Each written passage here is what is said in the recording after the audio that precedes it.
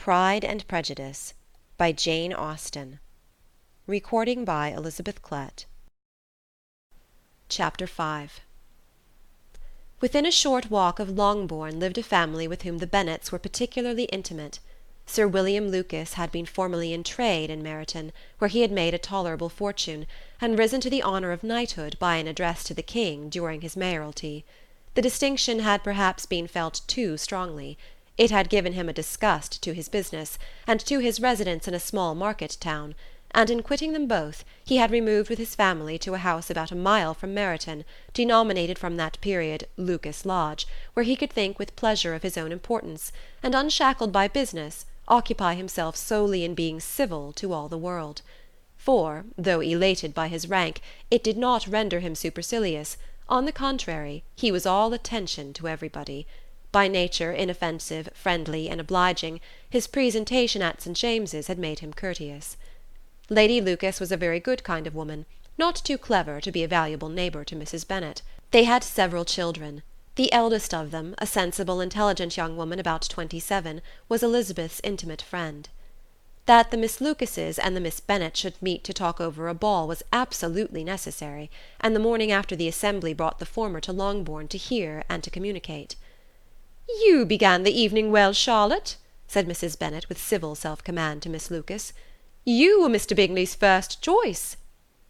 "Yes, but he seemed to like his second better." "Oh, you mean Jane, I suppose, because he danced with her twice. To be sure that it did seem as if he admired her. Indeed, I rather believe he did. I heard something about it, but I hardly know what. Something about Mr. Robinson."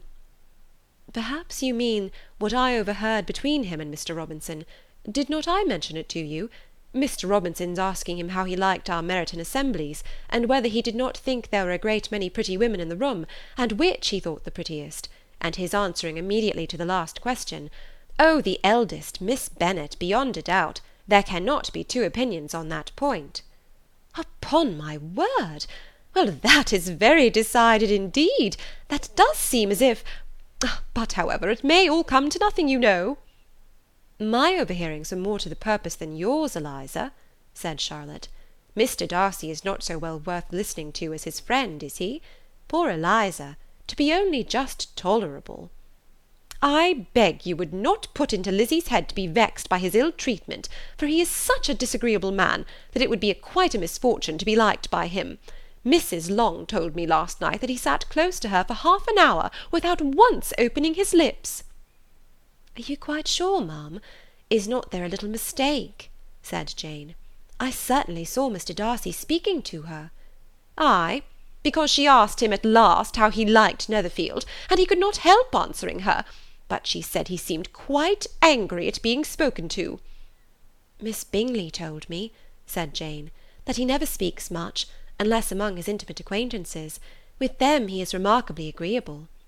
"I do not believe a word of it, my dear. If he had been so very agreeable, he would have talked to Mrs. Long.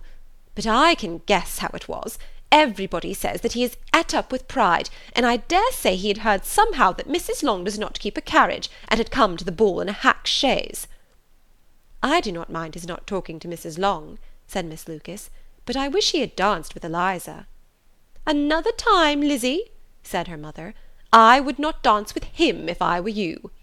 "I believe, ma'am, I may safely promise you never to dance with him."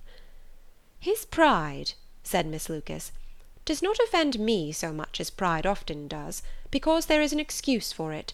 One cannot wonder that so very fine a young man, with family, fortune, everything in his favour, should think very highly of himself.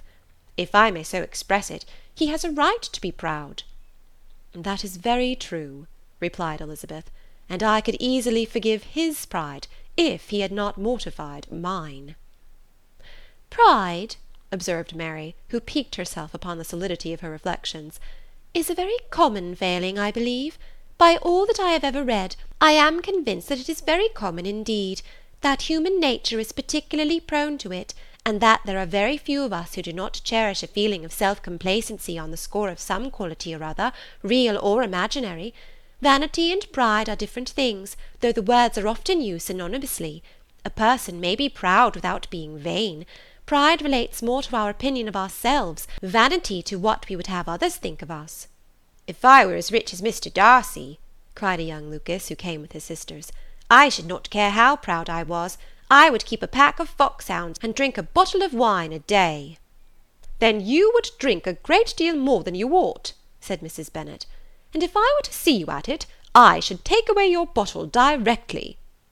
The boy protested that she should not. She continued to declare that she would, and the argument ended only with the visit. End of chapter 5.